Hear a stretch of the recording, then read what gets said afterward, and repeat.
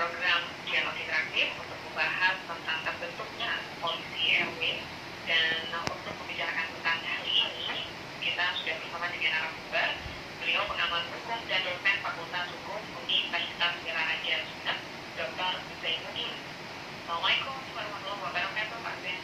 Waalaikumsalam warahmatullahi wabarakatuh, Mbak Ais. Ya, bagaimana kabarnya pagi ini, Pak Zain? Alhamdulillah saya baik. Gimana juga kabarnya? Ini penuh semangat ini Pak, mau tanya-tanya. Iya, Mbak. Iya, karena ada peluncuran program yang nampaknya ini cukup positif ya, mendekatkan polisi kepada masyarakat. Tapi kalau dari pengamat hukum seperti apa ini Pak, anggapan tentang pembentukan polisi RW dalam perspektif hukumnya? Ya, saya menyambut baik usaha itu ya. Memang sejatinya Polri itu dekat dengan masyarakat. Makanya masyarakat itu harus juga menjadi bagian dari mitra Polri.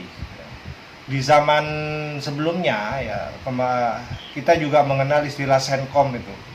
Senkom Mitra Polri itu kelompok masyarakat yang bersedia menjadi mitra Polri, memberikan informasi, membantu pengamanan di lingkungan sekitarnya masing-masing, ya kan? Karena memang tanggung jawab keamanan itu sebenarnya bukan semata-mata tanggung jawab Polri, ya, tapi tanggung jawab kita semua, termasuk masyarakat. Oleh karena itu, menurut saya kerja bersama antara Polri dengan masyarakat sebagai mitra itu menjadi sangat penting ke depannya menurut saya, Mbak. Dalam hal ini adanya pembentukan polisi RW, katakannya tetap bersinergi gitu ya Pak ya? Iya. Berkolaborasi dengan yang berwenang di wilayah tersebut gitu ya? Iya. Pak, tapi kalau dilihat sendiri, ini kan salah satu tujuannya gitu untuk pembentukan polisi RW, katanya salah satunya untuk keadilan restoratif gitu, menyelesaikan perkara yang melibatkan pelakunya, korbannya, keluarganya dan pihak lain, sama-sama menyelesaikan masalah yang adil gitu ya Pak ya, Iya. menemukan pemulihan kembali seperti keadaan semula, seperti halnya yang kita kenal dengan keadilan restoratif itu sendiri. Apakah nantinya ini dengan adanya pembentukan polisi RW bisa terwujud gitu Pak?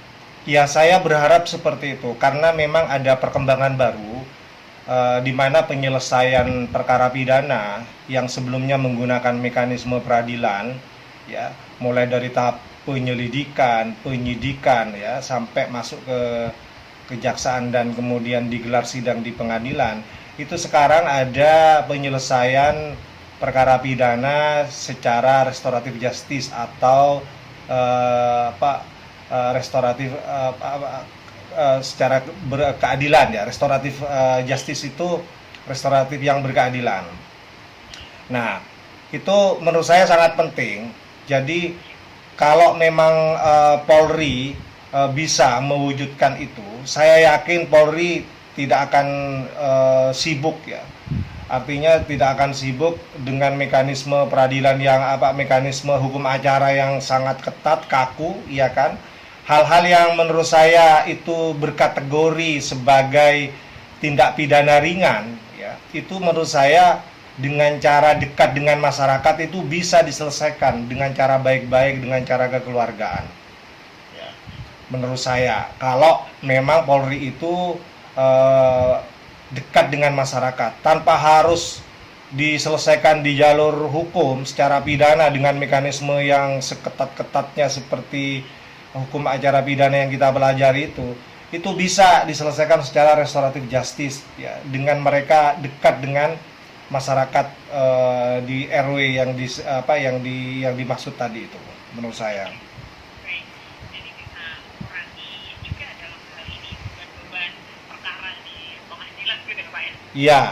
Jadi sekali lagi ini perkembangan baru, Mbak. Selama ini kan memang semua tindak pidana itu selalu berakhir di pengadilan, ya kan? Harus berakhir di pengadilan. Nah, sekarang ini baik di Polri di tahap penyidikan maupun di kejaksaan di tahap penuntutan itu ada penyelesaian perkara dengan restoratif justice, ya, tanpa menggunakan mekanisme peradilan dalam hukum acara pidana. Tapi itu ada persyaratannya, Mbak. Yang biasanya yang pertama itu kalau tindak pidana itu ancaman pidananya di bawah 5 tahun. Di bawah 5 tahun. Kemudian yang kedua, para pihaknya memang berkeinginan untuk berdamai karena persoalannya kecil, jadi para pihaknya mau berdamai. Kemudian yang ketiga, itu bukan tindak pidana yang dilakukan secara berulang-ulang. Artinya dia tidak melakukan tindak pidana yang kedua kali, apalagi yang ketiga kali. Nah, itu dengan kategori tindak pidana yang ringan seperti itu bisa diselesaikan secara kekeluargaan di lingkungan masyarakatnya masing-masing. Ini bisa diwujudkan kalau Polri semakin dekat dengan masyarakat. Gitu. Semakin dekat dengan masyarakat, maka tadi restoratif justisnya ini bisa terwujud gitu ya, Pak Den. Pak Den, tapi kalau bicara tentang kemampuan, tadi ada yang menanyakan dari pendengar begitu ya, berkaitan dengan kemampuan kepolisian kita. Menurut pengamatan Bapak, apakah bisa dekat dengan warga sampai kemudian terwujud restoratif justice yang tadi Pak kita bahas bersama? Ya, memang harus kita akui bahwa personel di Polri itu terbatas, Mbak. Jadi kalau misalnya nanti dibentuk polisi RW dengan jangkauan yang cukup luas di masyarakat kita, itu memang ada problem di situ. Ya. Tapi menurut saya untuk memulai sesuatu yang menurut saya ini baik untuk mendekatkan Polri dengan masyarakat, untuk mengurangi beban-beban tugas Polri ya yang semakin hari semakin menumpuk terkait perkara-perkara pidana itu, menurut saya itu sangat baik gitu. Jadi nanti fungsinya kalau itu berhasil dibentuk itu bisa juga berfungsi sebagai tindakan-tindakan preventif supaya aman, tidak terjadi tindak pidana. Saya kira itu juga bisa diwujudkan menurut saya. Jadi ketika ada polisi yang turun di tengah-tengah warga, dalam hal ini di satuan RW begitu, sehingga juga agak menekan gitu ya Pak, dalam Ya. secara psikologis menekan angka kriminalitas, barangkali demikian ya. Ya, itu salah satunya menurut saya. Jadi semakin dekat dengan masyarakat, Polri akan semakin punya kesempatan. Itu, ya kan, semakin punya kesempatan untuk berupaya bagaimana bersama-sama dengan masyarakat ya membangun lingkungan yang aman, ya kan. Tidak terjadi tindak pidana atau pelanggaran hukum atau kejahatan yang lain.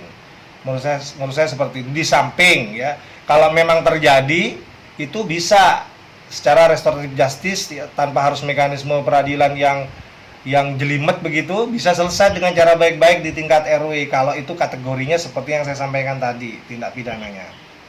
Oke, baik.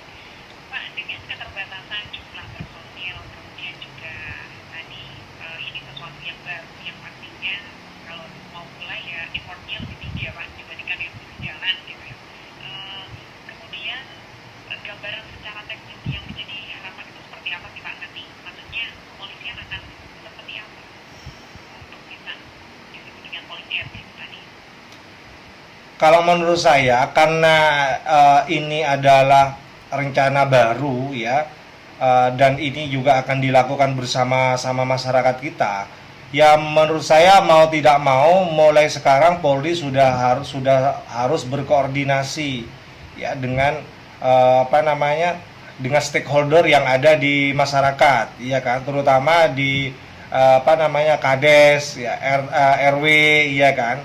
Nah, mereka bisa duduk bersama berbicara tentang teknisnya bagaimana dengan segala keterbatasannya itu, iya kan. Nah, nanti dari tingkat desa juga akan mempersiapkan siapa-siapa saja ya. Kalau dulu ada Senkom namanya Mbak, jadi ada kelompok masyarakat yang memang dibentuk menjadi mitra Polri, dan itu bisa dibentuk di masing-masing desa gitu. Nah, nanti Polri dalam hal ini Polres bisa mengatur satuannya masing-masing ya untuk menjadi untuk mewujudkan polisi RW ini gitu loh maksud saya. Jadi nyambung gitu. Jadi programnya tidak sendiri yang sudah ada sebelumnya juga bisa berkolaborasi dengan ini gitu ya Pak. Ya. Gitu ya. Ya, begitu Mbak. Gitu. Oke, baik Pak. Dan mungkin ada beberapa catatan Pak terkait dengan permasalahan biasanya apa sih masalah-masalah hukum yang ada di tingkatan terkecil yang perlu untuk disoroti lebih dalam. Kalau tadi sempat ada misalnya masalah 3C gitu ya Pak, kemudian juga masalah narkoba dan lain sebagainya, terus juga masalah KDRT dan lainnya. Menurut pengamanan Bapak sendiri, yang perlu dikuatkan lagi, maksudnya pengamanannya itu di masalah apa? Ya, itu kan tindak pidana itu kan ada yang tindak pidana umum, ada yang aduan, Mbak. Ya, ada yang aduan. Nah, kalau aduan ini kan memang menunggu ada pihak yang mengadukan. Ya kan, ada pihak yang mengadukan. Nah, tapi kalau delik umum atau tindak pidana umum itu tanpa ada pengaduan, kalau memang terjadi tindak pidana, Polri harus turun tangan, artinya tanpa harus menunggu pengaduan. Nah, saya kira itu bisa diantisipasi dengan melakukan tindakan-tindakan preventif. Makanya kehadiran Polri nanti kalau memang itu bisa diwujudkan, polisi RW itu jangan menunggu ada peristiwa-peristiwa pidana. Itu harus ada program-program antisipasi, program-program preventif, misalnya penyuluhan hukum, ya kan, yang secara rutin dilaksanakan di tingkat desa, ya, untuk menekan terjadinya tindak pidana. Seperti tadi disebutkan sama mbaknya tentang peredaran narkoba yang sudah sampai ke desa-desa itu kan. Nah, itu nggak bisa itu hanya diselesaikan oleh Polri.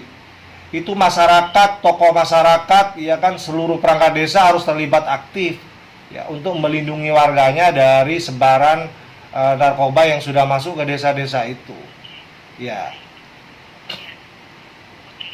Dan ini sehingga menjadi optimis ya Pak Sentro dengan ini penjelasan Bapak tadi. Sebenarnya langkah-langkahnya itu bisa ditempuh dengan bersama-sama gitu ya Pak. Dengan adanya program ini juga diharapkan permasalahan-permasalahan yang ada di tengah masyarakat ini di satu sisi bisa tertekan gitu ya Pak dengan adanya polisi yang tadi terjun ke tingkatan terkecil, kemudian di sisi lain juga masyarakat menjadi lebih paham tentang hukum yang ada gitu ya Pak. Ya. Jadi saya optimis, Mbak. Saya optimis. Malah ini juga bisa menjadi usaha untuk membangun kesadaran hukum masyarakat. Ya. Dengan semakin dekat dengan masyarakat, Polri bersama-sama tokoh masyarakat di desa masing-masing bisa membangun kesadaran hukum masyarakat. Ya. Mereka tahu hukum-hukum yang berlaku, mereka tahu hal-hal yang harus dihindari, ya kan? Jadi tidak hanya mengamankan atau tidak hanya menindak peristiwa hukum yang terjadi, tapi sebelum itu terjadi mereka sudah punya program-program bagaimana caranya supaya masyarakat itu aman gitu dan berkesadaran hukum gitu.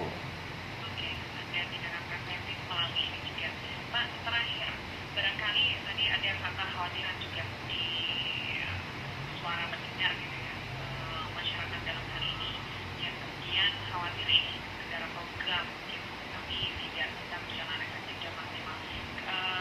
Menurut Pak Zain sendiri, bagaimana agar program pembentukan polisi RW ini bisa berjalan dengan optimal Pak? Mungkin dan pesannya begitu ya. Ya, memang ini tidak sebatas hanya diwacanakan atau direncanakan ya. Sesuatu itu dianggap sulit, berat itu kan kalau tidak ada actionnya, hanya diwacanakan, hanya dipikirkan, tapi tidak ada usaha untuk menjalankan. Ya, padahal kalau dijalani, saya kira yang namanya proses itu pastilah, ya. Artinya mulai yang awal, karena baru mengawali kan, pasti ada problem-problem, ya kan? Karena baru mengawali pasti ada problem-problem. Tapi saya yakin kalau ini bisa bersama-sama, ya, antara Polri dan masyarakat, problem-problem itu bisa diselesaikan. Oleh karena itu, menurut saya harus segera. Jadi harus ada usaha bagaimana ini bisa segera diwujudkan. Prosesnya harus dijalankan, misalnya dengan komunikasi dulu, koordinasi dulu dengan perangkat desa setempat, dengan tokoh-tokohnya, iya kan, menginventarisir permasalahannya apa saja, ya, sehingga nanti memunculkan program bersama yang bisa dilakukan. Jadi seperti itu. Baik. Terima kasih banyak Pak Zain, wawasan yang sudah dibagikan, dan juga terima kasih waktunya Pak sudah berkenan untuk mampir di dialog interaktif program Literasi Cerdas. Semoga aktivitasnya berjalan dengan lancar Pak. Apa yang menjadi optimisme kita ini juga bisa terwujud semuanya sampai ke depan. Terima kasih Amin ya sekali rabbal Pak Zain. alamin. Ya, terima kasih juga Mbak Is. Ya, Assalamualaikum warahmatullahi wabarakatuh. Waalaikumsalam warahmatullahi wabarakatuh. Baik, pendengar, demikian perbincangan kita bersama